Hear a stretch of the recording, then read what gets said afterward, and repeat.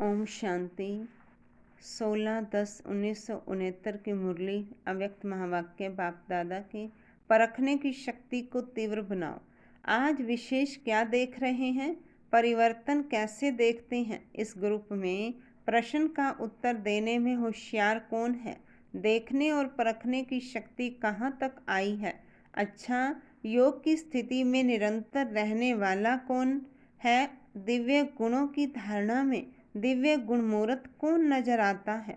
यह क्यों पूछते हैं, क्योंकि अगर परखने की प्रैक्टिस होगी तो जब दुनिया में कार्य अर्थ जाते हो और आसुरी संप्रदाय के साथ संबंध रखना पड़ता है, तो परखने की प्रैक्टिस होने से बहुत बातों में विजयी बन सकते हो।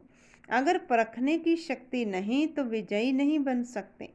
यह तो थोड़ी सी देख देख की कि अपने ही परिवार के अंदर कहाँ तक परख सकते हो। यूँ तो हर एक रतन एक दो से श्रेष्ठ है, लेकिन फिर भी परखने की प्रैक्टिस जरूर चाहिए। यह परखने की प्रैक्टिस छोटी बात नहीं समझना, इस पर ही नंबर ले सकते हो।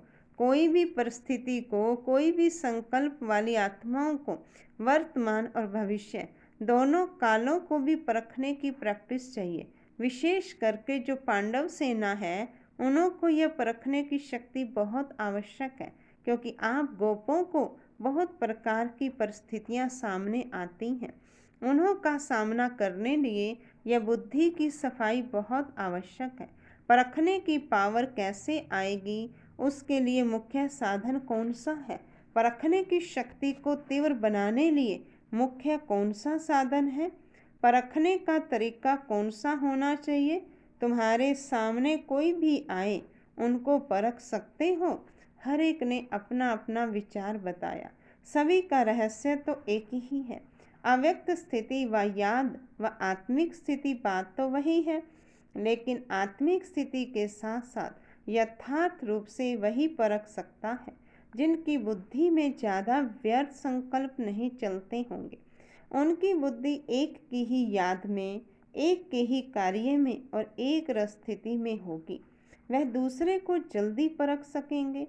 जिनकी बुद्धि में ज़्यादा संकल्प उत्पन्न होंगे, तो उनकी बुद्धि में दूसरों को परखने के समय भी अपने व्यर्थ संकल्प की मिक्सचैरिटी होगी। इसलिए जो जैसा है वैसा परख नहीं सकेंगे।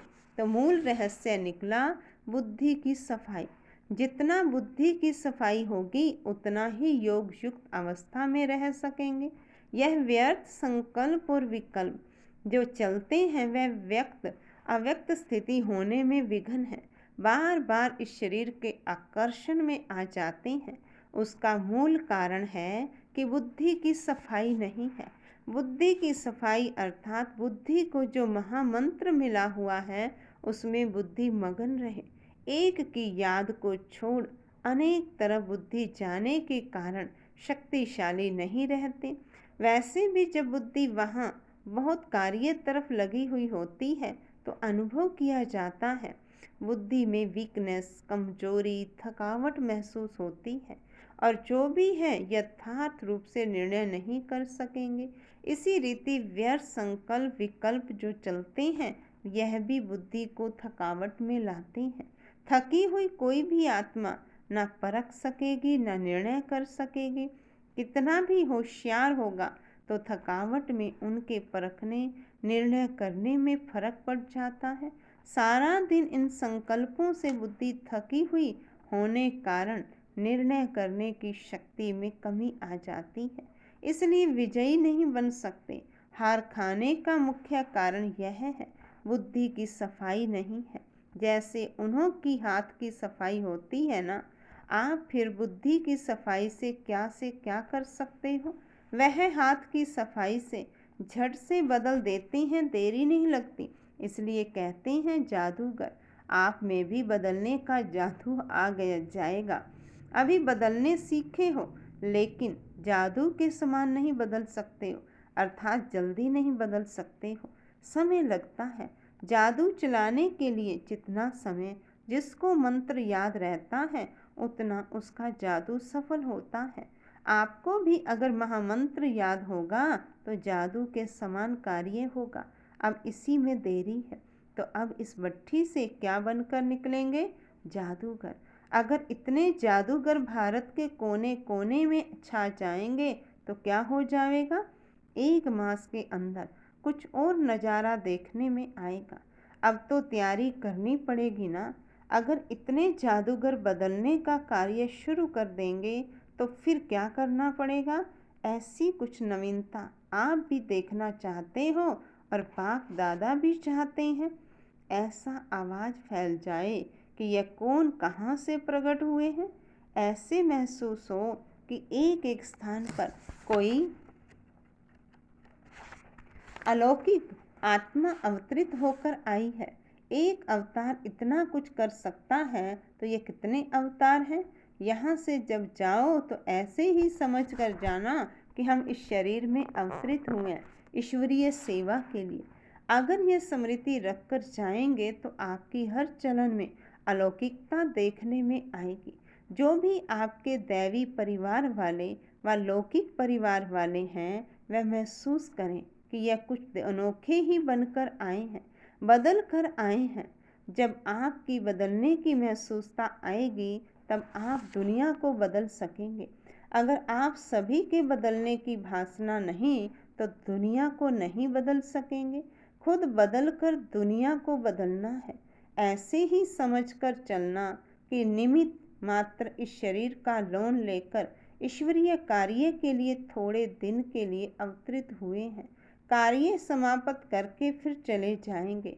यह स्मृति लक्ष्य रख करके ऐसी स्थिति बनाकर फिर चलना। यह बगीचा है। बाप दादा चैतन्य बगीचे में आते हैं तो कुछ वाणी से खुशबू लेते हैं, कुछ नैनों से, कुछ मस्तक के मणि से। हर एक के मस्तक के मणि की चमक बाप दादा देखते हैं। ऐसे ही अगर आप सभी भी मस्तक के मणि को ही देखते रहो तो फिर यह दृष्टि और वृत्ति शुद्ध सतो प्रधान बन जाएगी। दृष्टि जो चंचल होती है उसका मूल कारण यह है।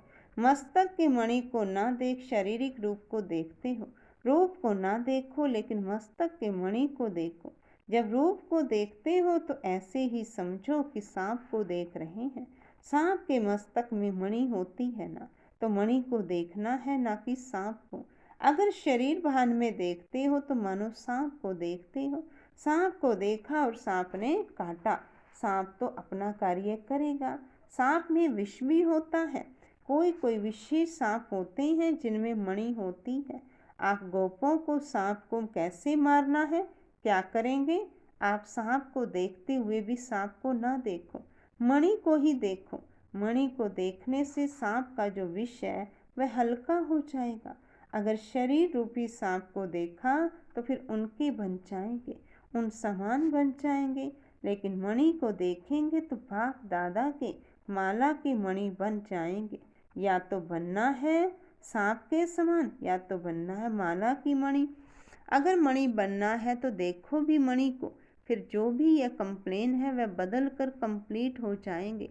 सिर्फ बुद्धि की परख हो, कहाँ कंप्लेंट कहाँ कंप्लीट, रात दिन का फर्क है। लेकिन सिंधी भाषा में लिखेंगे तो सिर्फ 2 बिंदियों का फर्क है। यहाँ भी ऐसी है, 2 बिंदी, एक स्वयं की एक बाप दादा की। यह 2 बिंदी ही याद रहे तो कंप्लेन की बजाय कंप्लीट हो जाए।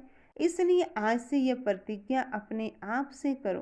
बाप दादा के सामने तो बहुत प्रतिज्ञाएं की हैं, लेकिन आज अपने आप से प्रतिज्ञा करो कि अब से लेकर सिवाय मणि के और कुछ नहीं देखेंगे और खुद ही माला के मणि बन कर के सारी सृष्टि के बीच चमकेंगे।